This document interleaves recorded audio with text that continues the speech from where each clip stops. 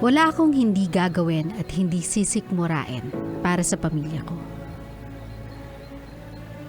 Bagger sa umaga pero pagsapit ng gabi, Adonis na ang pangalan ko. MWF ang schedule, gabi-gabi dancing barista, suot ay pambabalang at your service po. Konting giling habang gumagawa ng drinks pero wag ka. Pag swerte, ang nauuwi ko sa mag-ina ko ay libo-libo. Kapag tinatanong ako ni Mrs., sabi ko sumasideline ako sa call center sa Manila. Yun lang kasi ang madaling excuse kung bakit gabi-gabi wala ako sa tabi niya. Minsan, sa totoo lang nandidiri ako sa sarili ko, pero kung aasa lang ako sa sahod ko, pamasahe pa lang kulang na. Iniisip ko na lang kung para naman to sa kinabukasan ng aking mag-ina, konting giling pa, makakaahon din si Papa. Ako si Adan, walang di kayang sikmurain sa ngalan ng pamilya.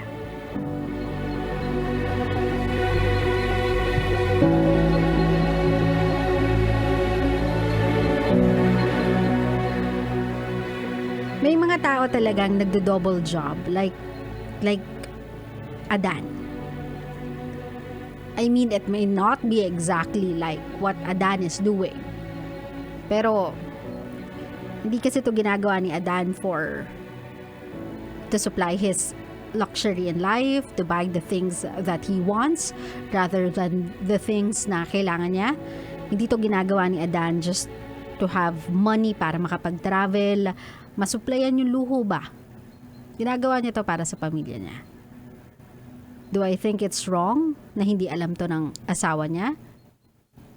I do. Kasi as husband and wife, you should really be sharing all the troubles and practically every single problem that your family will ever encounter. Kasi partners kayo sa marriage na yan eh. Partners kayo sa relationship na yan. But do I blame him? No as well. Maybe he is too proud. But he is too proud for a good reason. Sometimes kasi kapag pinangako mo sa isang tao, nagagawin mo lahat para mapasaya siya. Gagawin mo lahat para mabigyan siya ng magandang buhay. At kapag nakikita mo na yung sarili mo na close doon sa kalagayan or sitwasyon na you're not gonna make it, na it's not gonna be possible anymore, na you will never be able to fulfill what you promised, you start to panic. You start to find ways on how to make it work. Tinitignan mo kung ano pang paraan yung pwede mong gawin para maging totoo yung ipinangako mo sa kanya.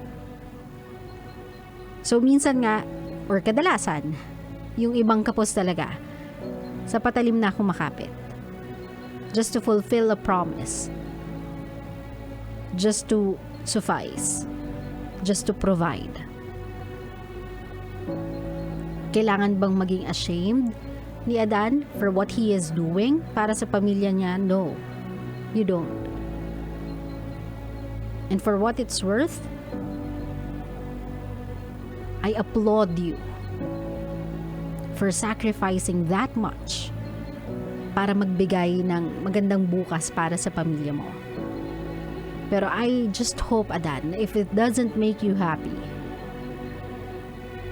if it doesn't make you feel proud about who you are, it doesn't make you proud of yourself,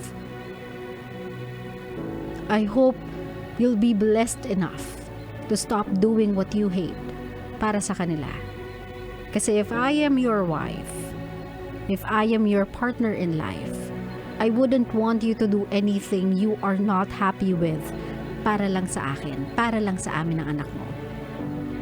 Kasi if you are doing your best, your everything to make us happy, I'm prepared to do anything as well to make you happy. So if that means we have to work together, kahit maliit yun sahod, pagkasyahin, umextra, sumideline ng mga pagtititinda-tinda, gagawin ko. If that will be enough to unburden you with something that you don't like. Pero Adan, I don't want you to look down on yourself for doing what you are doing. I know that you are mature enough, responsible enough to put a stop into it. If you think na kaya mo na maging stable on your own with your family, or meron ka ng strength enough to disclose sa asawa mo yung financial problem ninyong dalawa. Adan, I do understand that you have to make true dun sa promise that you've made sa asawa mo. Again, I applaud you for that. I just don't want you to continue an unhappy journey and at the end of the day, go home to your family feeling sorry for yourself. Feeling less and less proud of who you are. Kasi for what it's worth, Adan, you are far better a father than few of the people I know. Yung mga taong nagsisettle lang na okay na yan. Pagkasyahin mo kung anong meron, kahit alam mo naman sa sarili mong kulang. O kaya yung mga lalaking tumatalikod sa responsibilidad, tinatakbuhan yung mga naanakan nila. Mga taong mas pinipiling pumarty, bumarkada, kesa unahin yung pangangailangan ng pamilya.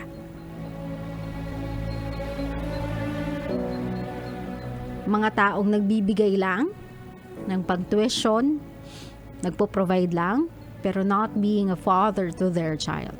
Sabi ko nga sa inyo, being a good provider is different from being a mother and a father.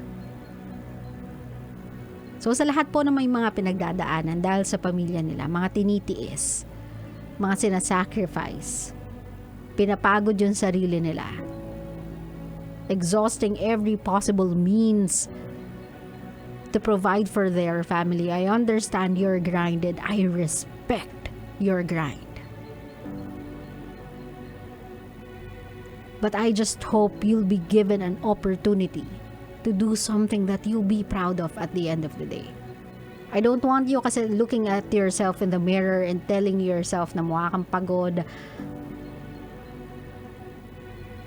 di ka masaya, di ako proud sa nakikita ko. I want you to look at yourself in the mirror and tell yourself na even when I do not look my best, at least alam ko sa sarili ko na with everything I've done and the reason why I look the way I look today is because I grind as hell and I'm the best at it. At kapag tinanong ako ng tao sa labas what I do, masasabi ko yun ng taas noo. So Adan, siguro hindi man sa'yo masasabi ng pamilya mo, but thank you. Thank you sa pagsusumikap na ginagawa mo. Thank you sa lahat ng sakripisyo mo. Thank you sa mga oras na nilulunok mo yung sariling pride mo just to provide for your family. But again, sana dumating sa iyo yung pintuan ng oportunidad para maibigay sa iyo yung trabaho na makapagpapasaya naman sa iyo. Kasi kahit anong generous natin, my love, kahit anong mapagbigay natin, kahit anong kaibaitan yung meron tayo, if we have nothing else to give. Wait lang, Whitney Houston, wait lang. Kalmahan mo dyan. Huwag ka munang patiuna. To si Whitney, gusto niya siya agad-agad. Ako muna. Ayan. Kaya sa mga katulad ni Adan na nagsasakripisyo, nagulat ako kay Whitney. Promise, nagulat talaga ako. Na nagtatrabaho, nagsasakripisyo. I want you to remind yourself that you cannot give what you no longer have. If you are too tired, too exhausted, too drained, and you cannot even look at yourself in the mirror and be proud of what you do, nothing good will come out of it. So pagbigyan nyo yung sarili ninyo, in due time, after nyong ma-provide yung mga pangangailangan, I-provide nyo sa sarili ninyo yung kagustuhan. Make yourself happy. Make yourself feel satisfied of what you do. Kasi at the end of the day, my love, if there's one more person that you need to inspire, you need to motivate, it's yourself. If you really love your family, you'll take care of yourself as well. Kasi there's nothing more that your family would want than to see you happy. Claro? Claro.